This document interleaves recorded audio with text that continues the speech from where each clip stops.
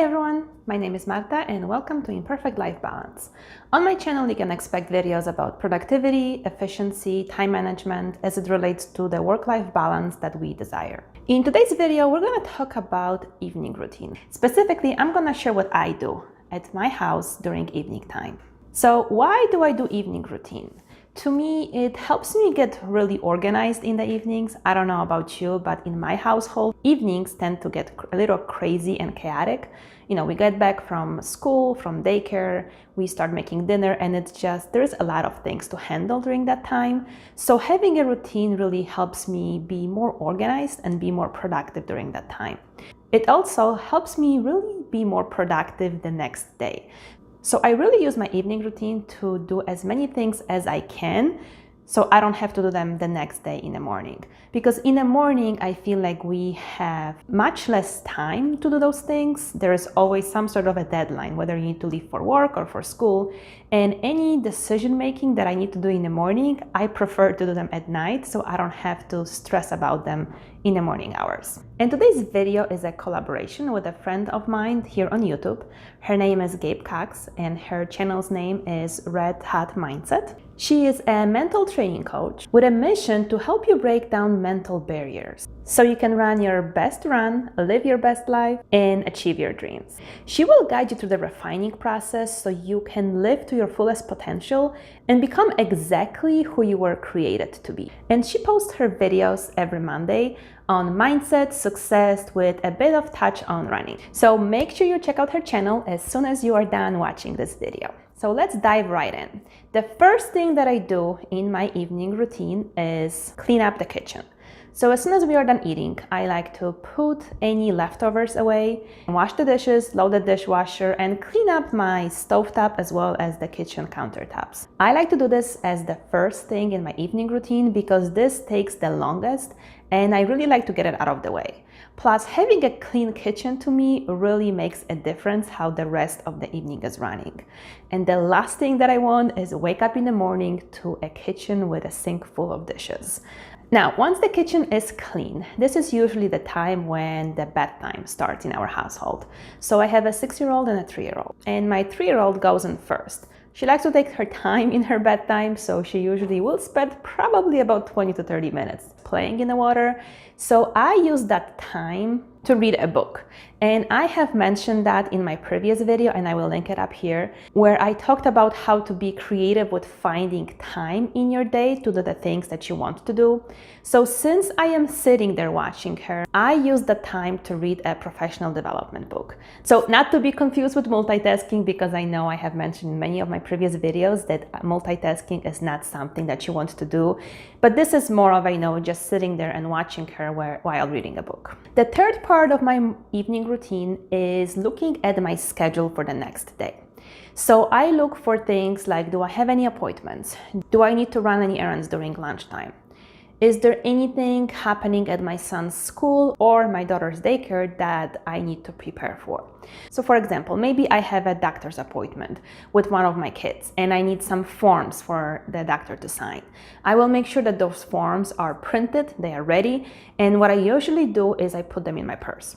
So I do this so I don't have to run around in the morning looking for those items, and 2, to make sure that I don't forget. The next thing that I do as part of my evening routine is a look at my meal plan for the next day and see what I have happening as far as food goes. So I will also link down in the description box what I do during the weekends to prepare for the week ahead, because meal planning is one of those items. So each evening, what I do as far as dinner is concerned, I just check to make sure that I don't need to take anything out of the freezer to defrost for the next day.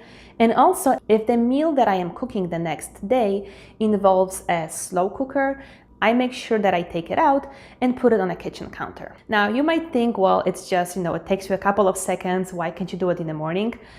Well, usually with a slow cooker for me, it's more of a, hey, remember in the morning you have to start the dinner because it's a slow cooker dinner, because it has happened on a few occasions when I am getting ready to cook in the evening only to realize that this was supposed to be a slow cooker meal and now I don't have time to do it, so I have to go and cook something else. And then also I make sure that my son's lunchbox and water bottle are ready for me on the kitchen counter, so in the morning I can quickly just prepare lunch for him. The fifth thing that I do in the evenings is to make sure that my son's backpack has everything that he needs for the next day for school, which obviously also includes his homework. So we make sure that the homework is done in the evenings so we don't have to worry about that in the morning. So the next thing that we do in the evenings as part of our evening routine is something that is very crucial for the successful morning, and that is to prepare our clothes ahead of time. So what we do is we choose what we're gonna wear the next day. For kids, that is just, the clothes they're gonna be wearing. And for me, I do my workout clothes for the morning, since I work out the first thing in the morning, and I prepare the clothes I am going to wear for the day. And what I do is I will place those clothes in our living room on the chairs. Now, it might not look pretty, it might be a little, for some people, you might say that it creates a bit of a clutter, but this is where we get dressed. We come downstairs in the morning and my kids know exactly, once I finish my breakfast, I brush my teeth, then it's time for me to get dressed, and they know where their clothes are at.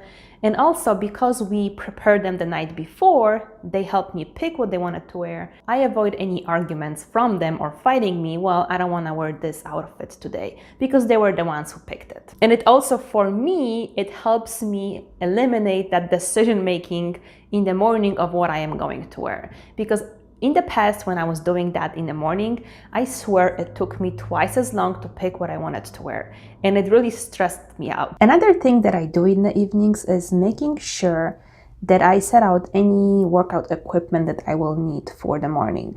So like I mentioned, I do work out first thing in the morning. So I will usually set out my exercise mat plus any weights or resistance bands or anything else that I need for that morning workout. That way, when I come downstairs, I already have my workout clothes ready for me, as well as any equipment that I need. So it really helps me with not having an excuse to not work out. Now, when my daughter is going to sleep, this is the time where I use to work on my blog and my YouTube channel. So she is 3 years old and she still prefers that I sit with her as she's falling asleep. So I just take my laptop upstairs to her bedroom and I do some work while she is trying to fall asleep. I get quite a bit of work done during that time. Again, this is not multitasking because, her job is to go to sleep. I am just there for comfort. And before we head out to sleep, I make sure that my son helps me with picking up any toys that were left over that he was playing with when I was putting my daughter to sleep. So we just make sure that the area is picked up. So when I get downstairs in the morning, I don't trip over toys and it's just, everything is put away where it's supposed to be. And that really puts me in a right mindset when I start my day the next morning. And the last part of my evening routine is doing something for myself, and that is reading. So I didn't mention it in the previous steps of the evening routine, but we do a lot of reading in our household. So before my kids go to sleep, I read to each of them. My daughter will usually pick 2 or 3 books that she wants me to read. With my son, we do quite a bit more of reading. One, because part of his homework is to read at least 20 minutes a day. So he himself reads about 2 books. And then I read about 3 or 4 additional books for him. And then I also like to read for myself before I go to sleep.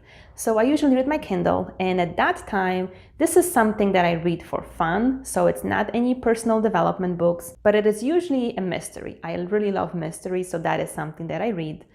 In the past, I tried reading self-development books at night, but it's just at that point I am so tired, nothing really sticks in my head. So I prefer doing something that relaxes me and something really for fun, something for myself. And that is really all I have for you in this video. I hope you enjoyed seeing how I do my evening routine.